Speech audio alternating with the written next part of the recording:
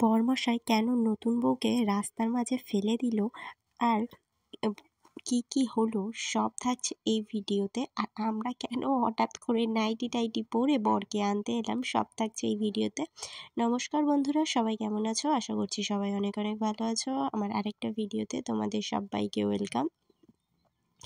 আমি নতুন বউ এসে গেছে আর আমরা অনেক সকাল সকাল 10টার সময় বউ এসে গেছে আর আমাদের স্নান টান তো কিছুই করা হয়নি। আমরা ভেবেছিলাম এই বাড়িতে এসেছিলাম টিফিন করে ওই বাড়িতে গিয়ে স্নান করব, তো সেটা আর হয়নি। নতুন বউ অনেক তাড়াতাড়ি এসে গেছে।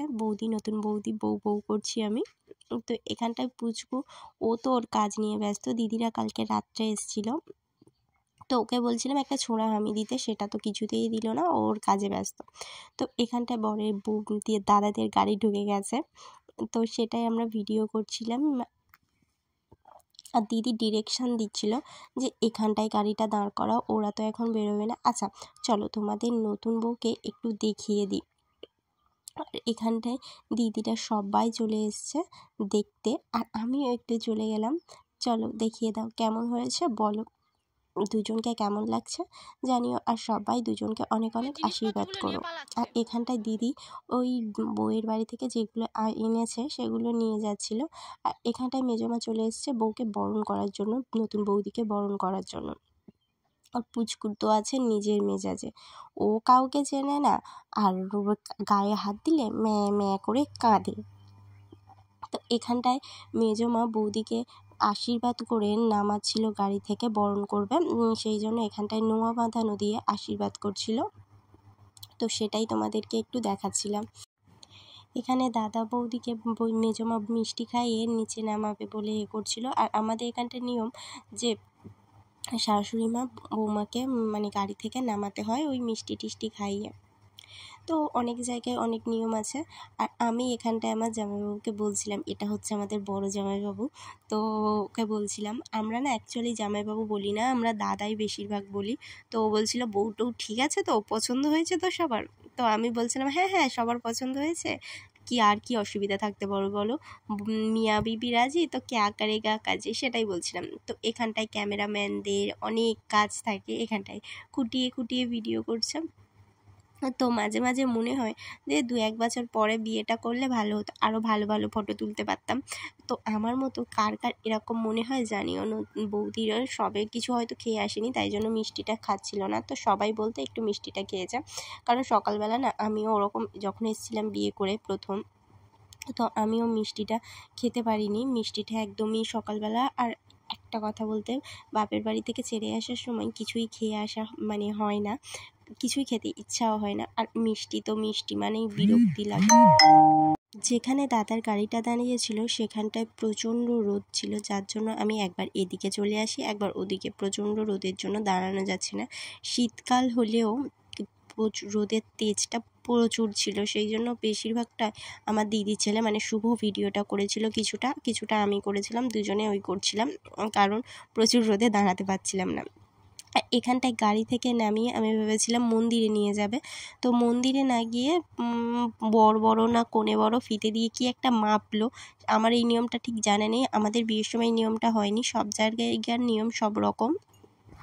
আর বড় দাদাদের বিয়ে হয়েছে অনেক দিন আগে সেহেতু আমার ভালোভাবে মনেও নেই নিয়মগুলো আমি ভালো করে ক্যাপচার করতে পারিনি, কারণ ওখানটায় পাশে গাড়ি ছিল আর পাশে পুকুর ছিল। যদি বা আমি এদিকে সরতাম তাহলে গাড়িতে ধাক্কা খেতাম, আর যদি এদিকে সরতাম উল্টো দিকে সরতাম তাহলে আমি পুকুরে পড়ে যেতাম, সেই জন্য।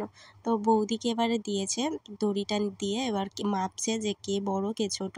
তো এখানটায় দাদাই বড় হয়েছে, স্বাভাবিক দাদাই তো বড় হবে, কারণ বড়েরা হাইট একটু বেশি হয় সেই জন্য।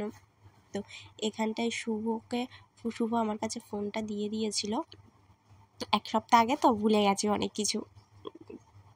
তো এবারে মাধবদা বড় জামাইবাবু বৌদিকে কোলে নিয়ে যাবে মন্দিরে। তো তারপরে কিছুক্ষণ পরে ফিরিয়ে আসার সময় ওই বৌদিকে দিয়ে দিচ্ছে গলায় ওই খই চিড়েগুলো, এবারে কোলে নিয়ে যাচ্ছে। তো আমরা এখানটায় প্রচুর চিল্লাচ্ছিলাম, সেটার আর ভিডিওতে দিতে পারিনি, কারণ সানাই বাজিলে সেই জন্য। তো আমার বরকে সবাই বলছিল যে তোমাকে নিতে হবে, আমি বলছিলাম না ও তো ছোট, ওকে নিতে নেই। তো সেটা নিয়ে সবাই হাসাহাসি করছিল। জামাইবাবু বৌদিকে নিয়ে যাচ্ছে মন্দিরে ওদিকে প্রণাম করাতে, কারণ মন্দিরে প্রণাম করিয়ে তারপরে যে কোনো মন্দির থাকলে সেখানটায় প্রণাম করিয়ে তারপরে বউকে ঘরেতে নিয়ে আসে। তো দাদা বৌদি এখানটায় প্রণাম করতে গিয়েছিল, তো দিদি বৌদিকে ধরে ধরে নিয়ে যাচ্ছিল। তো তারপরে হাঁটিয়ে হাঁটিয়ে নিয়ে এসছে, আমি চলে এসেছিলাম, ভিডিও আর করিনি। আর তার বাড়িতে বিয়ে হলে যে কতটা আনন্দ হয় সেটা একমাত্র তারাই জানে। অনেকের লজে বিয়ে করে বা অনেকের জায়গা না থাকার জন্য বাড়ি ভাড়া করে বিয়ে হয়। তো আমার মনে হয় বাড়িতে বিয়ে করাটাই বেস্ট। যাদের জায়গা নেই তাদের কোনো উপায় নেই, সেই জন্য। তো এখানটায় আমার বরকে সবাই ডাকছিল যাতে ও বৌদিকে কোলে নেয়। তো আমি তো কন্টিনিউয়াসলি বলে যাচ্ছিলাম যে বৌদিকে নিতে পারবে না, ওই দেখো ফেলে দিয়েছে, বৌদিকে নিতে পারবে না, নিতে পারবে না, কারণ ছোটরা নিতে নেই। তো দাদা ওদিকে দাদাকে কোলে নিয়েছে, আর এখানটায় আমার বর হচ্ছে বৌদিকে কোলে নিয়েছে। তো বৌদি ঝুঁকে যাওয়ার জন্য বৌদিকে রাস্তার মাঝখানে ফেলে দিয়েছে, সেটা নিয়ে আমরা হাসাহাসি করছিলাম আর বলছিলাম ছেড়ে দে ভাই, ও পারবে না, কোথায় হাত পা পড়ে ভেঙে যাবে। তো এটা নিয়েই সবাই হাসাহাসি করছিলাম। এই দেখো দুধ ওতল দিয়ে দিয়েছে, আর আমি একটু আগে ভিডিও করতে চলে এসেছি।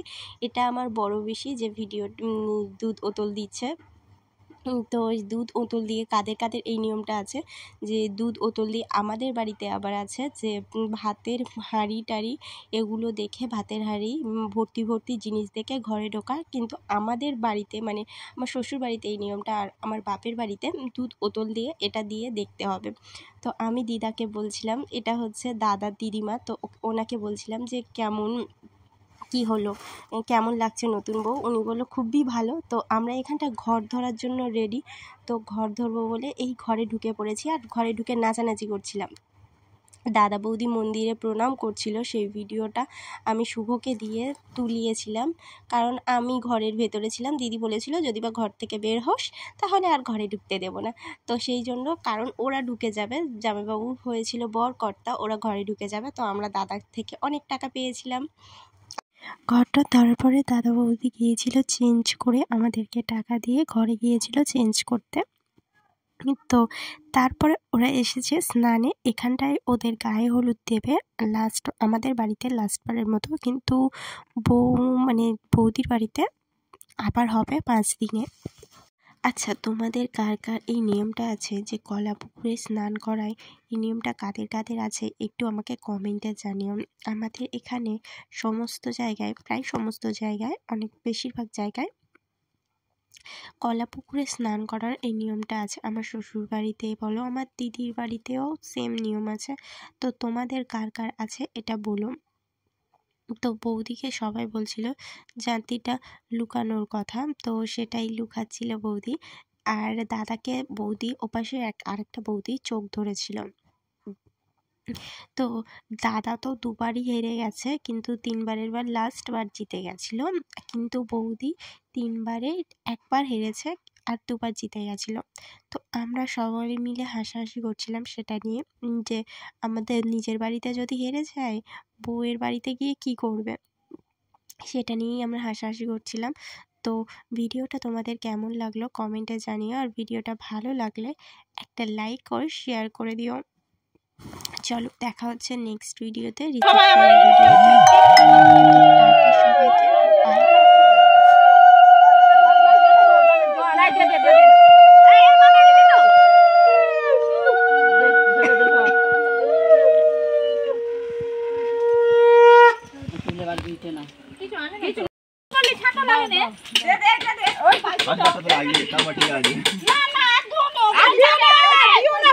আসতে হবে।